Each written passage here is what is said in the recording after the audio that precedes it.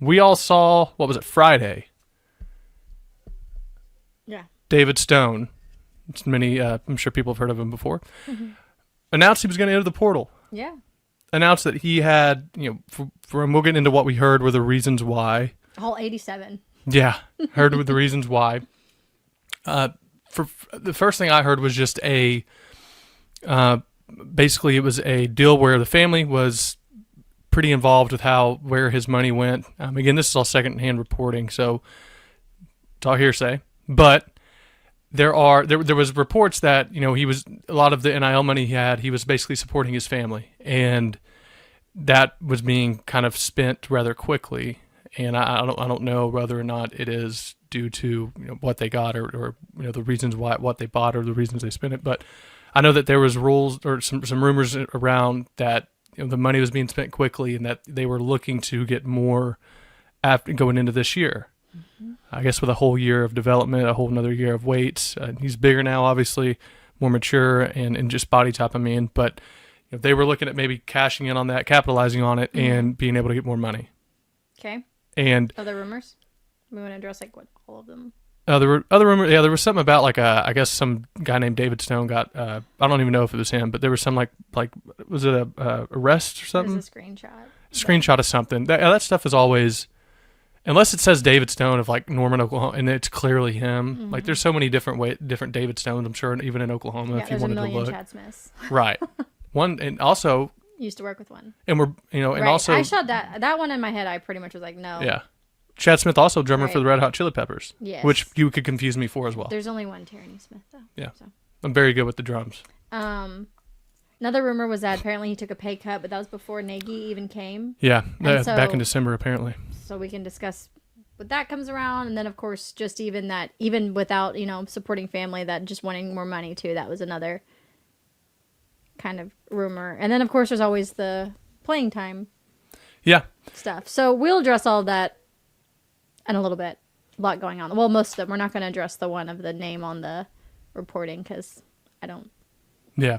Also, I'm pretty sure if it was, and I'm in the way that you can, if anybody gets in trouble on the team like that, it gets put in the news. You know what I mean? Like it wouldn't be a secret in my opinion. But but yeah.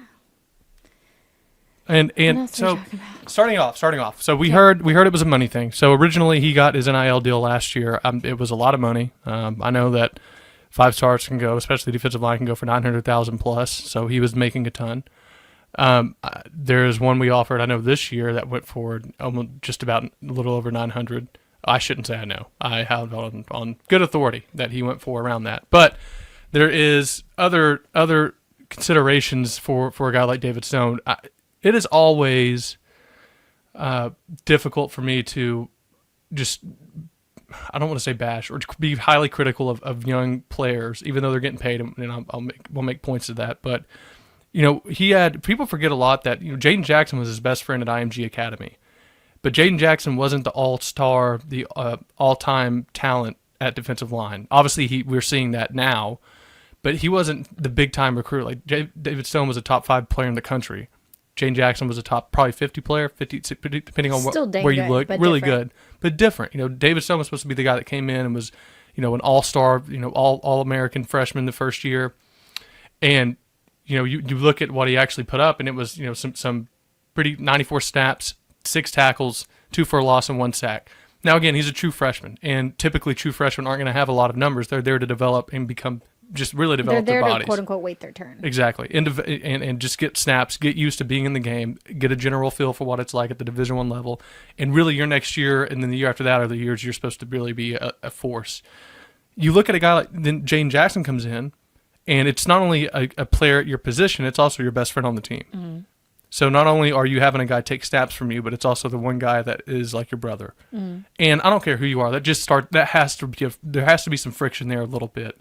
As happy as you would be for your friend, it's still got to be in the back of your mind of, man, I that should be me almost. Mm. A little bit of, man, I would like to be the guy that, that should be out there making those plays. Mm. Now, hopefully that motivates you and it makes you want to become a better player and all that.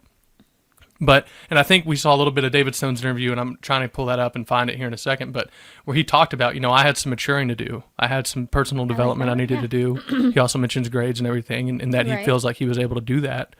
And kudos to him. I'm more impressed when people admit they have things they have to fix or get better at, and they go out and do those, because that takes actual courage, like actual strength to admit faults, admit we need to be better, and then go out and do it. Right. It's exactly. It's one thing to admit fault, quote unquote, or even like it's another to actually do something about it.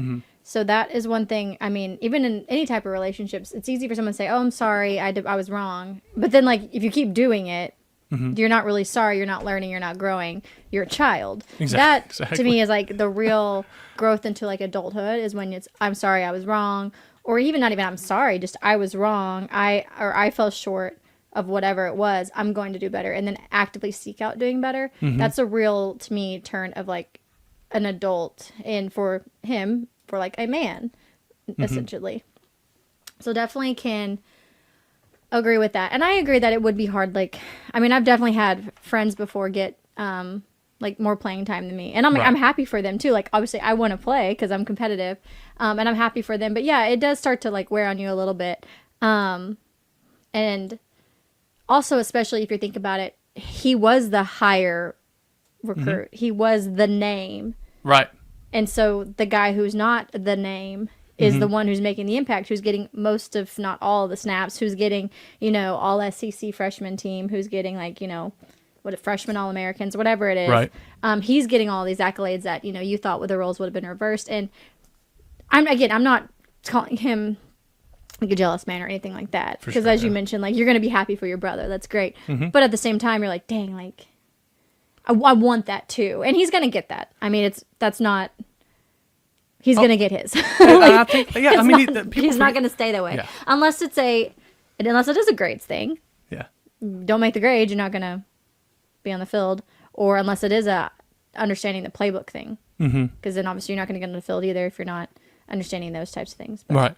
Well, and I think it's just and I want to play this sound right here that we have from David, where we shouldn't have it. It came from Jesse Crittenden, which I can never say.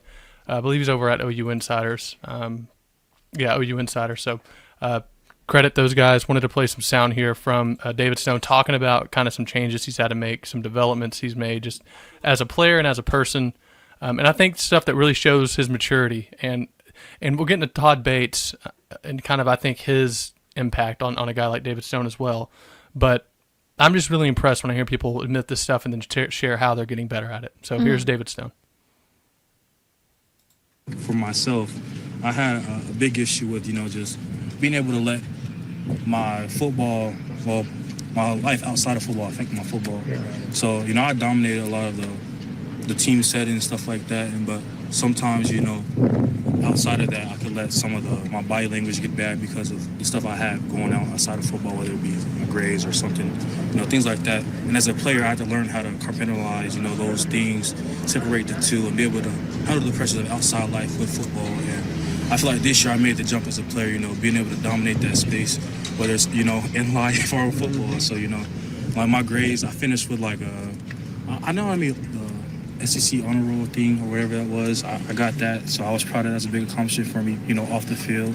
And then on the field, I've been killing it this spring. Winter workouts was a fun time for me. I'm up like 15, 20 pounds, moving better than ever. So those things, making those small improvements and, all over has been a big part of my game so far.